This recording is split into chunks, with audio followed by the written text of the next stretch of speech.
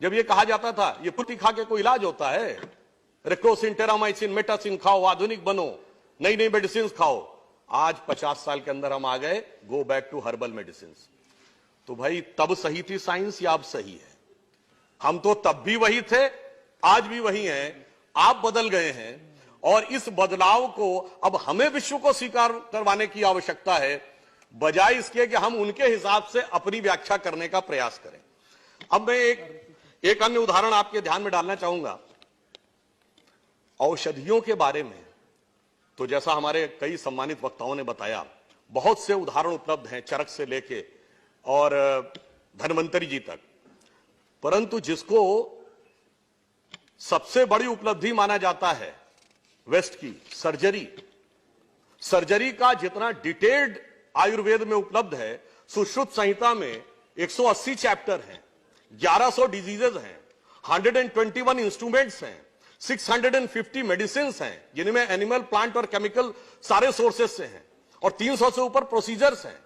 और इतना ही नहीं, शायद कुछ लोगों को सुनने में अटपटा लगे, परंतु हड़प्पा सिविलाइजेशन, जिसे आज हम सिंधु सारस्वत सभ्यता कहते हैं, उसके एक्सकेवेशन में सर जॉन मार्शल ने, जो ब्रिटिश टाइम में आर्कियोलॉजिकल सर्वे ऑफ इंडिया के चीफ थे, उन्होंने अपनी बुक जिसमें उन्होंने तक्षशिला के एक्सकेवेशन का जिक्र किया है, पेज नंबर 210 पे उन्होंने लिखा है कि surgical instruments of Harappa civilisation second millennium से अवेलेबल है। और आज भी पाकिस्तान के पंजाब प्रोविंस के म्यूजियम में आप जाइए तो 5वीं शताब्दी ईसा पूर्व के सर्जिकल इंस्ट्रूमेंट रखे हैं। और पूर्व लोकसभा अध्यक्ष मीरा कुमार जी जब गई थी तो 2012 में उनके अखबारों ने इसको रिपोर्ट भी किया था।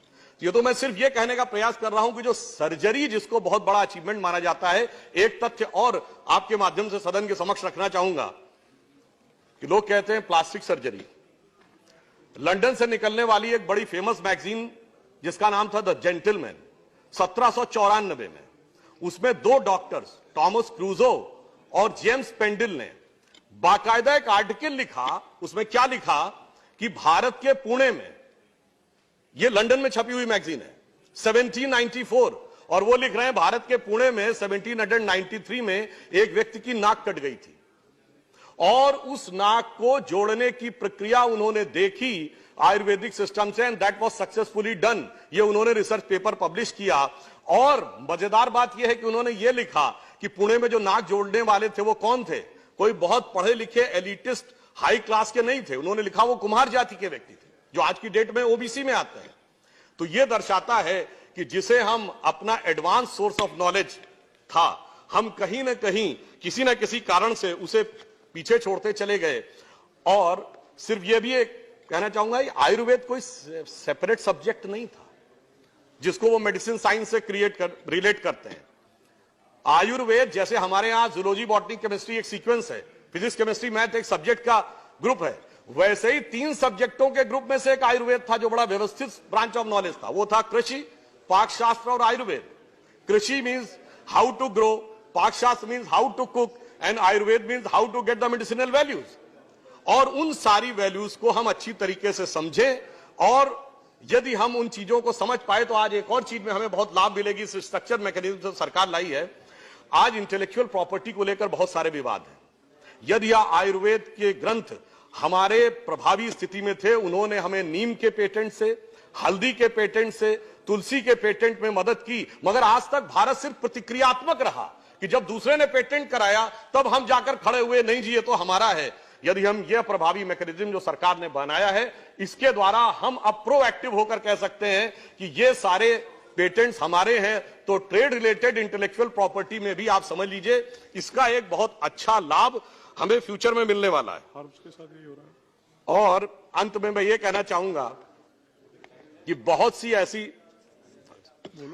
ऐसी दवाएं हैं जिसकी तरफ अगर हम ध्यान दें, तो अगर हम केवल उनका साइंटिफिक नाम पढ़ लें तो हमें बहुत कुछ आसानी से समझ में आ जाता है।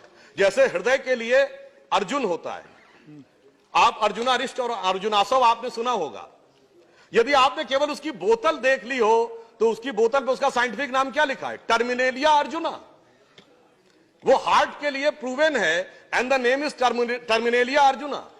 तो ये अपने आप में इस बात को दर्शाता है कि जो हम कह रहे थे, अब छोटी सी बात, कॉमन भाषा में तुलसी के लिए होली बेसिल शब्द प्रयोग होता है। अब होली शब्द तो अंग्रेजी ने दिया है ना, हमने तो नहीं दिया है। फिर भी कहीं ना कहीं यह स्वीकारोक्ति है कि इसके अंदर कुछ महत्वपूर्ण चीज है। उदाहरण के लिए जिन जिन वनस्पतियों को हमारे यहां स्वास्थ्य की दृष्टि से और पूजा की दृष्टि से भी महत्वपूर्ण माना गया, पीपल का वृक्ष, पीपल के वृक्ष को होली फिग कहते हैं, मगर उसका साइंटिफिक नाम क्या है? फिकियस रिलीजियोसा। रिलीजन है साहब उसमें, वो बता रहा है फिकियस रिलीजियोसा, यानी वो मान रहे हैं कि ये धार्मिक दृष्टि से पवित्र माने जाने वाला ये जो पौधा है, ये जो पेड़ है, इसके अंदर बहुत सारे मेडिसिनल गुण हैं। तो अंत में सिर्फ ये कहना चाहूंगा कि देखिए, इसमें गर्व करने की आवश्यकता है, सिर्फ इसीलिए नहीं कि यह आयु का विज्ञान है। कल विनय सहस्त्र बुद्धे जी ने हम लोगों की तरफ से जब शुरुआत करते हुए कहा था, तो उन्होंने एक बात कही थी ना, गर्व से कहो हम हैं। किसी दूसरी चीज के लिए कहा था, वो मत कहिए, क्योंकि जब कहा जाए गर्व से कहो हिंदू हैं तो वो ठीक नहीं लगता, इसलिए कहो गर्व से कहो हैं। मगर मैं कहना चाहूंगा, आयुर्वेद अथर्ववेद का हिस्सा है, and Atharvaveda is a religious text. Nowhere in the world you can find medical science as a part of the religious text. Nowhere you can find mathematics as a part of religious text. इसलिए मैं कहना चाहूंगा, ये जो हमारा ज्ञान है, ये सिर्फ भारत के लिए नहीं, गरीबों के लिए नहीं, सबसे एडवांस लेवल पे जो लोग बैठे हैं उनके लिए भी उतना ही प्रभावी है, और ये पूरे विश्व को आगे ले जाने की क्षमता रखता है।